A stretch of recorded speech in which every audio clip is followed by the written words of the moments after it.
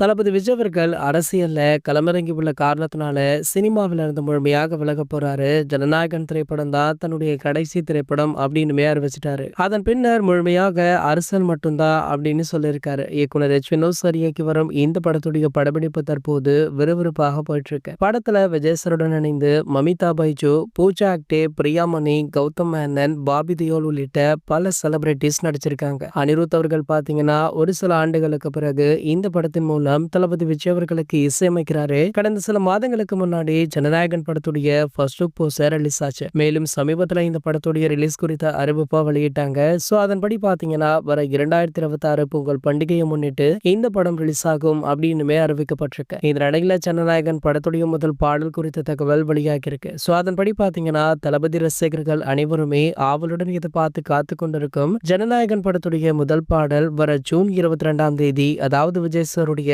Birthday ஸ்பெஷலாக வெளியாகும் அப்படின்னு சொல்லப்படுது. இந்த தகவல் கிட்டத்தட்ட உறுதி அப்படின்னு சொல்லப்படுவதால ஜனநாயகன் ஃபர்ஸ்ட் சிங்கிள் அப்படின்ற ஹேஷ்டாக் பாத்தீங்கன்னா இந்திய அளவுல ட்ரெண்ட் ஆக ஆரம்பிச்சது. அதிலுமே சாதனையை படுத்திருக்கு. இது போன்ற தளபதியை பற்றி வெளியாகும் அனைத்து செய்திகளுமே நீங்கள் உடனே தெரிஞ்சுக்க நம்மளுடைய தளபதி டாக்கீஸ் சேனலை மறக்காம சப்ஸ்கிரைப் பண்ணிக்கோங்க.